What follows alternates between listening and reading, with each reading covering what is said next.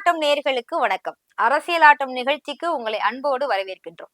தமிழகத்தின் எதிர்க்கட்சியும் ஆய்வுப்படி இந்தியாவின் உலகத்திலேயே அதிக உறுப்பினர் எண்ணிக்கை கொண்ட கட்சி, விசுவாசத்திற்கு பேர் போன கட்சி, மகாபாரதத்திற்கு பிறகு தர்மயுத்தம் நடைபெற்ற கட்சின்னு சொன்னா அது அதிமுக. அதிமுக தனது 53வது ஆண்டில் அண்மையில தான் அடியெடுத்து வச்சுச்சு. நாடக நடிகரா இருந்த காலத்தில் இளம் வயதுல இருந்தே அறிஞர் அண்ணாவால் ஈர்க்கப்பட்ட எம்ஜிஆர் கலைஞர் கருணாநிதியின் நட்பால் திமுகவுல இணைஞ்சாரு. அவர் திரையுலகில் நடிகரா புகழ்பெற்று விளங்கிய காலத்துலதான் திமுகவுடைய வளர்ச்சிக்கு மிகவும் உறுதுணையா இருந்தாரு. அண்ணா இறந்ததுக்கு அப்புறம் எம்ஜிஆருக்கும் கருணாநிதிக்கும் இடையில ஏற்பட்ட தனிப்பட்ட யூகவை ஒரு அரசியல் ஆட்டமாவே ஆடினாங்க ரெண்டு பேரும். கடைசியில எம்ஜிஆர் அண்ணா திராவிட முன்னேற்ற கழகம் அப்படின்னு ஒரு தனி கட்சிய 1972ஆம் ஆண்டு அக்டோபர் 17ஆம் தேதி மதுரையில தொடங்கினாரு. தனி கட்சி தொடங்கிய 6 மாசத்துக்குள்ள திண்டுக்கல் மக்களவை தொகுதி இடைத்தேர்தல்ல அதிமுகவுக்கு ரெட்டலை சின்னம் கிடைச்சது. உடனே அதிமுக சார்பில் வேட்பாளரை நிறுத்தி எம்ஜிஆர் களமிறங்கினாரு. எம்ஜிஆர் தனி ஆளாகவே தனது கட்சிக்காரங்களோட பரப்புரையில ஈடுபட்டாரு. திண்டுக்கல் இடைத்தேர்தல் முடிவுல 1973 மே 21ஆம் தேதி வெளியானுச்சு. அதிமுக சார்பில் நிறுத்தப்பட்ட மாயத்தேவர் வெற்றி பெற்றாரு.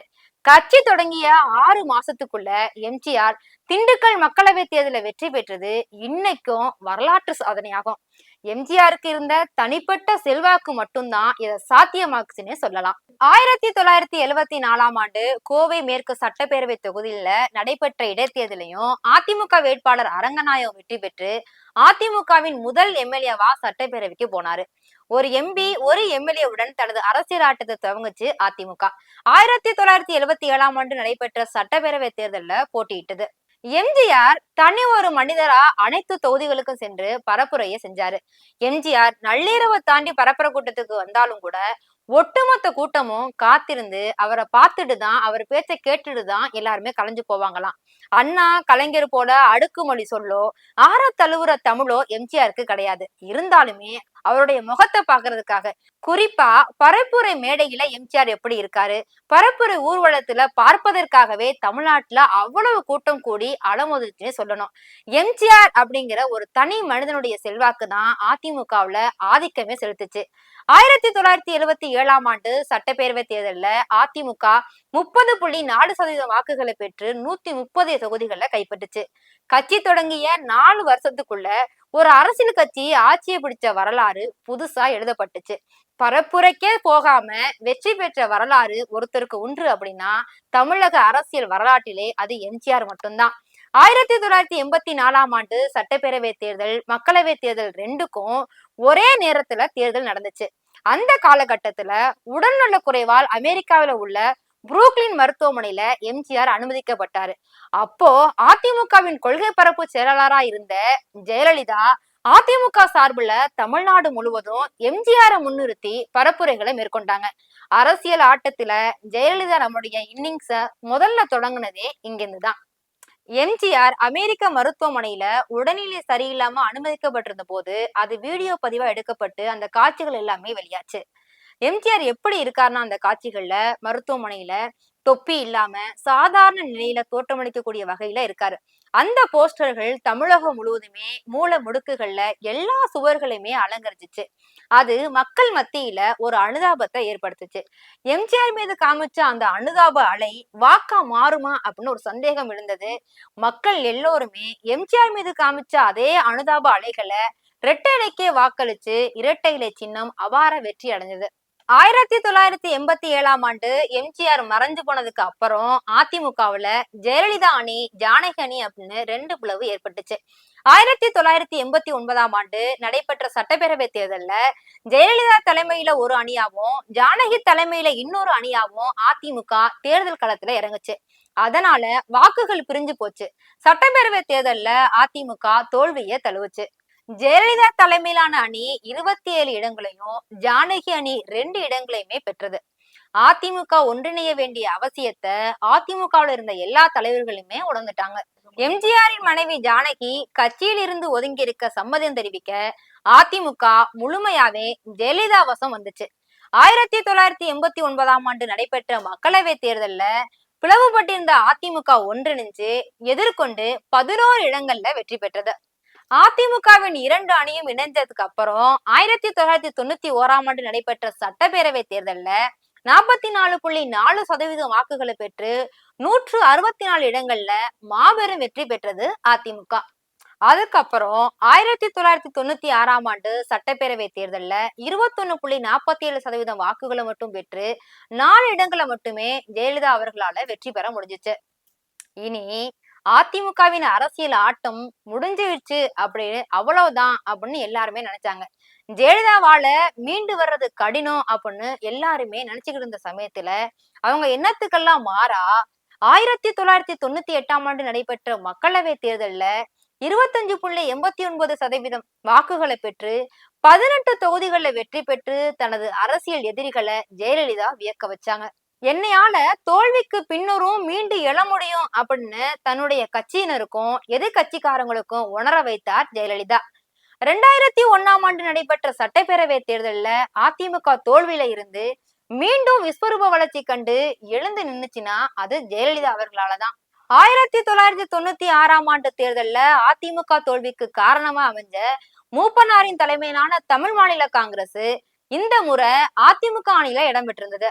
தன்னை விமர்சித்த மூப்பனார மறுபடியும் கூட்டணியில சேர்த்து கொள்றதுக்கு ஜெயலலிதா ஒருபோதும் தயங்கல.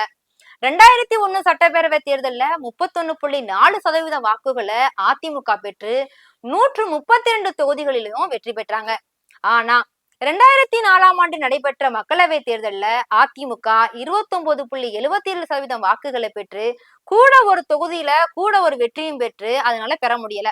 2001 சட்டப்பேரவை தேர்தல்ல 31.4% வாக்குகளை அதிமுக பெற்று 132 தொகுதிகளில் வெற்றி பெற்றுச்சு. ஆனா 2004 நடைபெற்ற மக்களவை தேர்தல்ல அதிமுக 29.77% வாக்குகளை பெற்றும் கூட ஒரு தொகுதியில கூட வெற்றி பெற முடியல. 2006 சட்டப்பேரவை தேர்தல்ல 32.6% வாக்குகளை பெற்ற போதிலும் 61 தொகுதிகள்ல மட்டுமே வெற்றி பெற முடிஞ்சது. ஆனா அதிமுகவை விட குறைவா 26.5% வாக்குகளை மட்டுமே பெற்று 96 இடங்களை பிடித்த திமுக, காங்கிரஸ் மற்றும் கூட்டணி கட்சிகளின் பலத்தால ஆட்சியை அமைச்சிச்சு. 2009 மக்களவை தேர்தலில் மதிமுக, பாமக, இடதுசாரி கட்சிகளுடன் கூட்டணி வியூகம் அமைச்ச ஜெயலலிதா 23 தொகுதிகளிலும் போட்டியிட்டு 9 தொகுதிகள்ல மட்டுமே வெற்றி பெற்றார். 2011 சட்டப்பேரவை தேர்தல்ல அதிமுகவை கடுமையா விமர்சித்து வந்த தேசிய முற்போக்கு திராவிட கழகத்தின் தலைவர் விஜயகாந்துடன் கூட்டணி அமைச்சு அதிமுக வெற்றி பெற்றுச்சு. 2016 சட்டப்பேரவை தேர்தல்ல அதிமுக கூட்டணி பலம் ஏதுமின்றி 40.88% வாக்குகளை பெற்று 136 இடங்கள்ல வெற்றி பெற்றாங்க. ஜெயலலிதா தனி ஒரு ஆளா மாநிலம் முழுவதும் ஹெலிகாப்டர் மூலம் பயணிச்சு பொது கூட்டங்கள்ல உரையாற்றினாங்க. தேர்தல் கருத்து கணிப்புகள் எல்லாம் மீறி ஜெயலலிதா தன்னுடைய செல்வாக்கின் மூலமா மட்டும் 2016 தேர்தல்ல வெற்றி பெற்றாங்க. எம்ஜிஆர் மட்டுமே தொடர்ச்சியா 2 முறை முதலமைச்சரா இருந்தாரு அப்படிங்கிற சாதனைய ஜெயலலிதா முறியடிச்சாங்க. இதுக்கு காரணம் ஜெயலலிதா அவர்களுடைய ஆளுமையும் அவருடைய அரசியல் தந்திரம்னே சொல்லலாம். தன்னை கடுமையா எதிர்க்கும் நபரா இருந்தாலும் தன்னை கடுமையா எதிர்க்கும் நாடா இருந்தாலும் அரசியலுக்காக அரவணைப்பதை தனது அரசியல் ராஜதந்திரமாவே ஜெயலலிதா பயன்படுத்துறாங்க. அரசியல்ல நிரந்தர நண்பனோ எதிரியோ யாரும் இல்லைங்கிறத சாணக்கியத்தனத்தை ஜெயலலிதாவிடம் தான் நம்மளால பார்க்க முடியும். மூப்பனார், வாஜ்பாய், விஜயகாந்த்னு இப்படி வரிசைகள் நீளும். ஜெயலலிதா உடல்நலை குறைவால 2016 டிசம்பர் 5 உயிரிழந்த நிலையில தமிழக அரசியல்ல அதிமுக தொடர்ந்து அரசியல் ரீதியான பின்னடைவை சந்திச்சுச்சு. முதல்ல பன்னீர்செல்வம் முதலமைச்சரானாரு. அப்புறம் சசிகலா முதலமைச்சர் ஆகுறதுக்கு முயற்சி செஞ்சாங்க. அதுக்கு எதிர்ப்பு தெரிவிச்ச பன்னீர்செல்வம் போர்க்குடி தூக்குனாரு. அதே சமயத்துல சொத்து குவிப்பு வழக்குல சசிகலா சிறை செல்லவும் நேர்ந்துச்சு. எதிர்பாராத விதமா எடப்பாடி பழனிசாமி முதலமைச்சரா ஆனாரு. சசிகலாவோட ஆதரவோட எடப்பாடி பழனிசாமி முதலமைச்சர் பதவிக்கு வந்தாரு. சசிகலா சிறை சென்ற நிலையிலும் பன்னீர்செல்வம் ஆதரவாளர்கள் தனி அணியா செயல்பட்ட நிலையில அதிருப்தி எம்எல்ஏக்களை தகுதி நீக்கம் செஞ்சாரு அப்போதைய சபாநாயகர் தனபால்.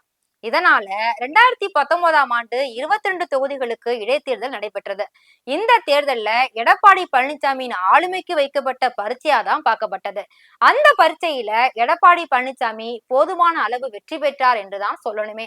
ஏன்னா அதுவரை யாருன்னே தெரியாம இருந்த எடப்பாடி பழனிசாமி தலைமையிலான அதிமுகவுக்கு 9 இடங்கள் கிடைச்சிச்சு. இதன் மூலம் எடப்பாடி ஆட்சிக்கு பெரும்பான்மையும் கிடைச்சது. நடைபெற்ற மக்களவை தேர்தலிலும் அதிமுக கடுமையான ஒரு தோல்வியை சந்திச்சாங்க. எடப்பாடி பழனிசாமி தலைமையிலான அதிமுக 19.39% வாக்குகளை மட்டுமே பெற்றதோடு தேனி மக்களவை தொகுதியில மட்டுமே வெற்றி பெற்றது. இடைத்தேர்தல், மக்களவை தேர்தல் தோல்வின்னு தொடர் தோல்விகளால அதிமுகவும் அதன் தொண்டர்களும் கவலையில இருந்தாங்க.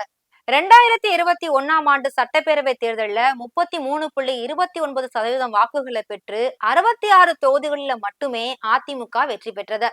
2024ஆம் ஆண்டு நடைபெற்ற மக்களவை தேர்தலில் 20.46% வாக்குகள் மட்டுமே பெற்று போட்டியிட்ட 34 தொகுதிகளிலுமே தோல்வி அடைஞ்சிச்சு. இது எல்லாமே எடப்பாடி பழனிசாமிங்கிற ஒரு ஆளுமைக்கு கேள்விக்குறியா இருந்துச்சு. சசிகலா ஒரு பக்கமும், ஓபிஎஸ் அணி ஒரு பக்கமும், டிடிவி தினகரன் தலைமையிலான அம்மா மக்கள் முன்னேற்ற கழகங்கிற ஒரு தனி கட்சின்னு பழைய அதிமுக காரர்கள் பிளவுபட்டு கிடக்குறாங்க.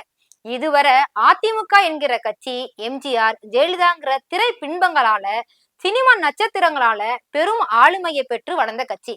தொண்டர்களும் அதே போன்ற ஒரு ஆளுமையை எடப்பாடியிடம் எதிர்பார்த்தா அவங்களுக்கு ஏமாற்றம் தான் மிஞ்சிச்சு. பழனிசாமி ஒரு காமன் மேன், ஒரு விவசாயி, ஒரு சாமானிய அரசியல்வாதி.